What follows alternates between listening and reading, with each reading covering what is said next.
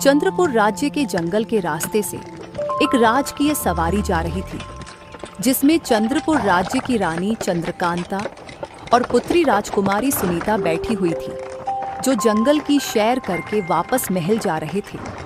लेकिन दोपहर के समय आसमान में काले घने बादल छाए हुए हैं। माँ, लगता है बहुत तेज बारिश होने वाली है। हाँ पुत्री, मौसम तो यही संकेत दे रहा है। ये जंगल घना है, अगर बारिश शुरू हो गई तो रास्ता मुश्किल हो जाएगा। सारथी, रथ की गति बढ़ाओ, हमें बारिश शुरू होने से पहले राजमहल पहुंचना है। इस समय जंगल में जंगली जानवरों का खतरा भी बढ़ जाता है। सारथी रथ की गति बढ़ाता है, लेकिन कुछ दूर जाते ही मूसलाधार बारिश शुरू हो जाती है। बारिश बहुत तेज हो गई है, सारथी रथ को यही रोक दो। माँ, वो देखो, सामने एक खंडहर दिख रहा है। हाँ, हम यहीं पर बारिश रुकने का इंतजार कर सकते हैं। फिर रानी चंद्रकांता और राजकुमारी सुनीता खंडहर के अंदर चली जाती है। खंडहर अंदर से बहुत बड़ा था, आसपास बहुत पुरानी वस्तुएं थी।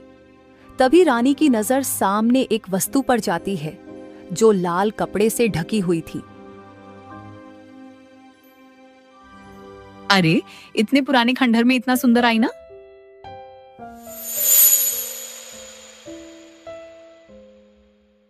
अरे माँ, इतनी पुरानी जगह में इतना सुंदर आईना। हाँ पुत्री, ये आईना बहुत सुंदर है। मैं इसे अपने साथ राजमहल ले जाऊंगी और इसे अपने कक्ष में रखूंगी। लेकिन माँ, मुझे ये आईना बहुत अजीब लग रहा है, इसे यही रहने दो। राजकुमारी, ये सिर्फ एक आईना है, और देखो ये कितना सुंदर है। इसे तो राजमहल में ही होना चाहिए। रानी जी, बारिश रुक चुकी है। ठीक है, तुम इस आईने को संभाल कर रथ में रख दो।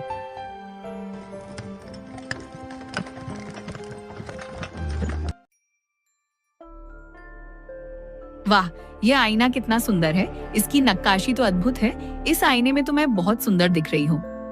रानी जी, यह आईना कहाँ से लाई हैं आप? कल जब मैं राजकुमारी सुनीता के साथ जंगल में घूमने गई थी, तो हमें एक पुराना भूमिगत कमरा मिला। वहाँ ये आईना रखा था।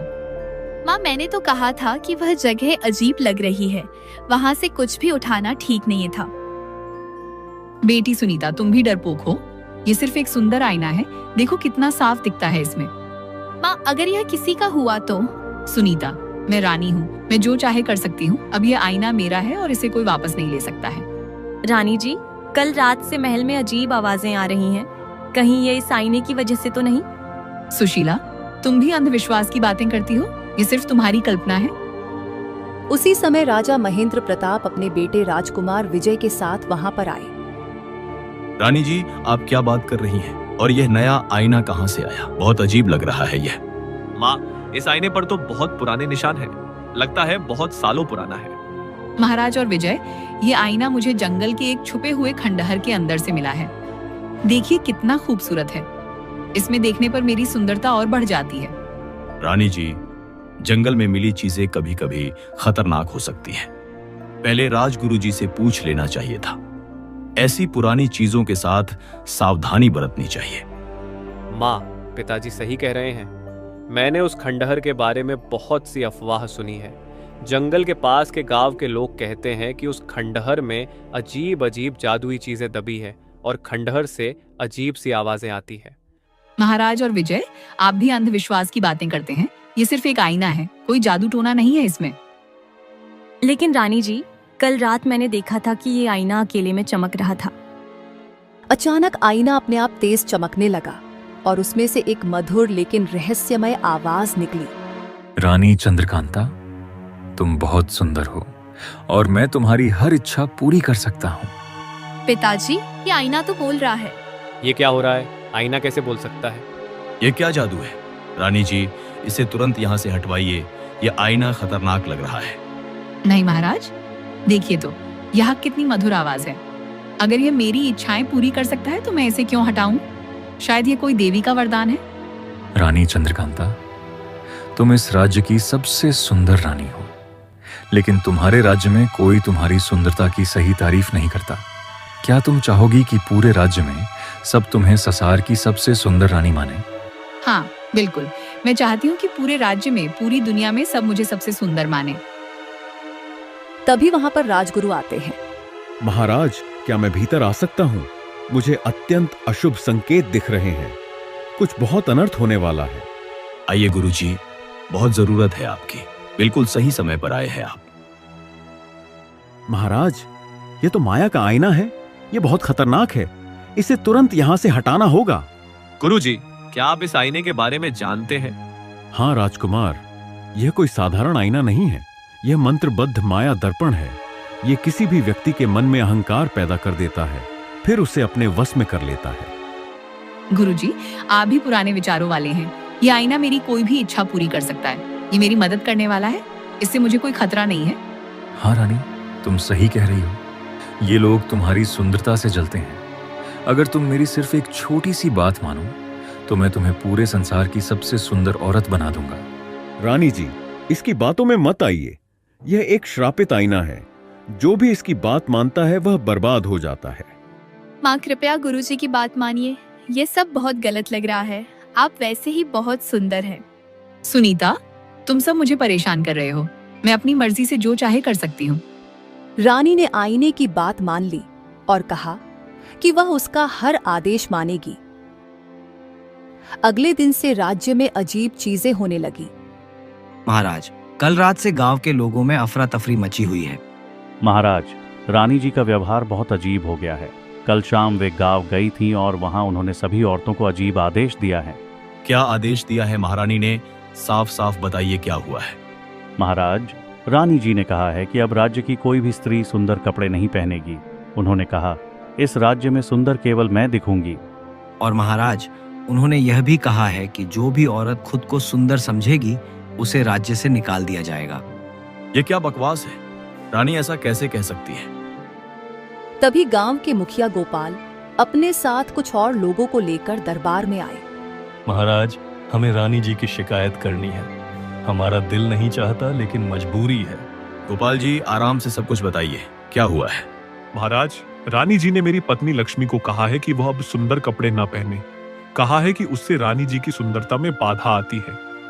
महाराज, मैं तो सिर्फ साफ सुथरे कपड़े पहनती हूँ। रानी जी ने कहा कि मैं बदसूरत कपड़े पहनूं। महाराज, रानी जी ने मेरी बेटी मीरा को राज्य छोड़ने के लिए कहा है। क्यों? मीरा ने क्या गलती की है? महाराज, रानी जी कहती हैं कि मीरा बहुत सुंदर है और उससे रानी जी की सुंदरता कम दिखती है। महाराज, मैंने कोई गलती नहीं की। मैं तो सिर्फ एक साधारण गरीब लड़की हूँ। महाराज, मुझे भी कुछ कहना है। कहिए वैद्य जी। महाराज, रानी जी ने गांव की सभी औरतों को मना किया है कि वे अपना श्रृंगार न करें। कहा है कि सिर्फ वे ही सुंदर दिख सकती हैं। महाराज, यह तो अन्याय है। हमारी बहन बेटियों का क्या कसूर है? यह सब अब बर्दाश्त से बाहर है। मैं अभी रानी जी से बात करता हूँ। महाराज, यह सब उस शापित आईने का असर है। पहले हमें उस आईने के बारे में और जानकारी लेनी होगी। राजा, राजगुरु और बाकी सभी लोग रानी के कमरे में गए। रानी आईने के सामने खड़ी अपनी तारीफ सुन रही थी और खुश हो रही थी।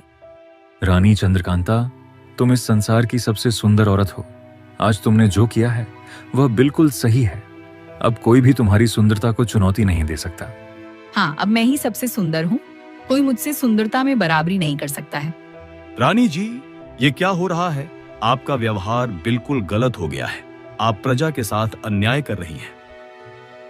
महाराज, मैं कुछ भी गलत नहीं कर रही हूँ। मैं सिर्फ अपना हक मांग रही हूँ। मैं रानी हूँ और सबसे सुंदर होना मेरा अधिकार है।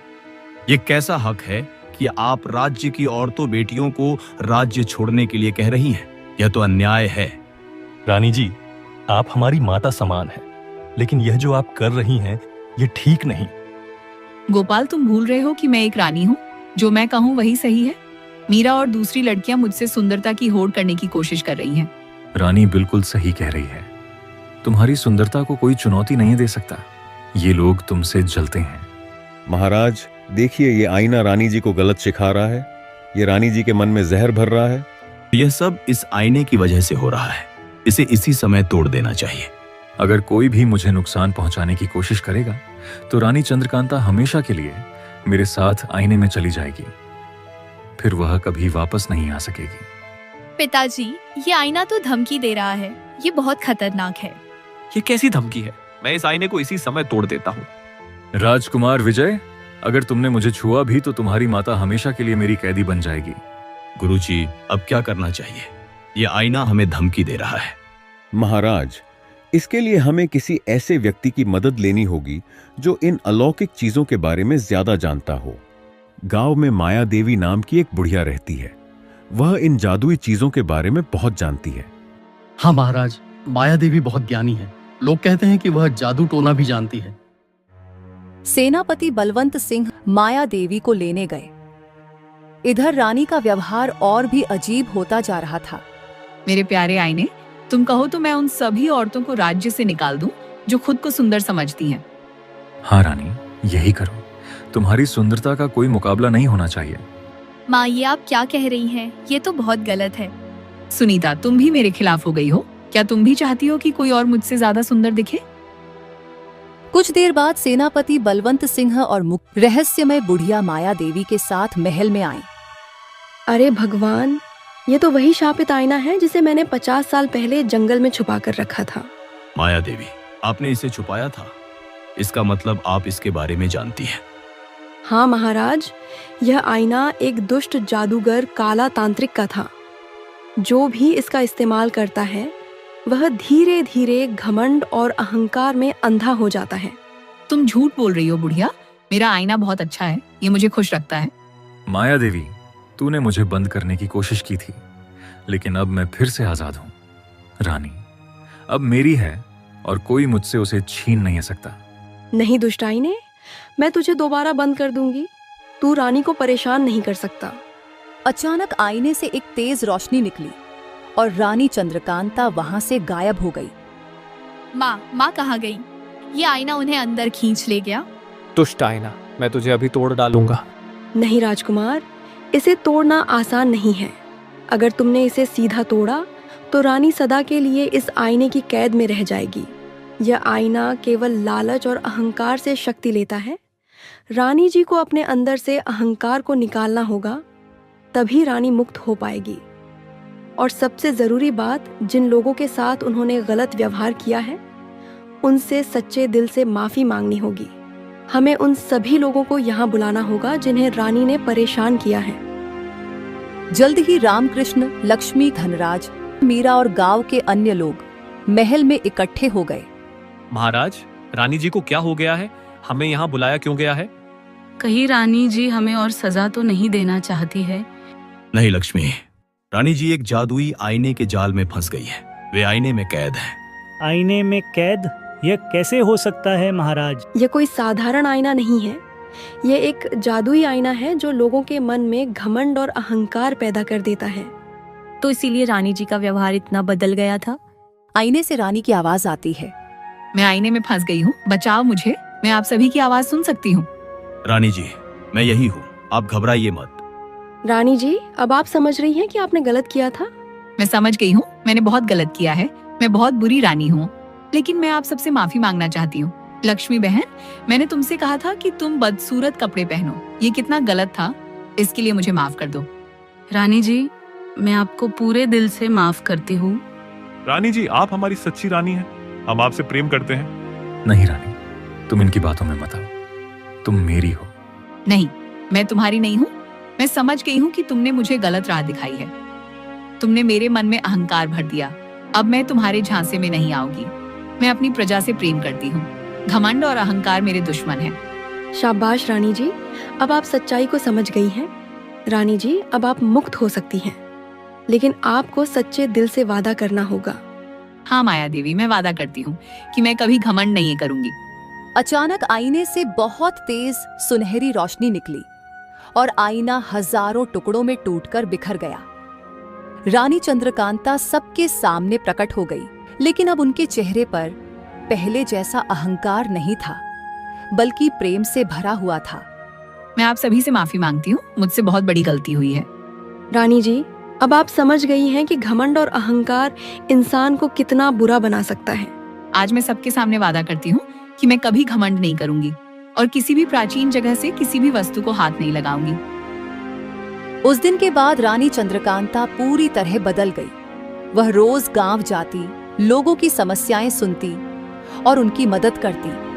शापित आईने के टुकड़े हमेशा के लिए मिट्टी में दब गए। राज्य में खुशियों का माहौल छा गया।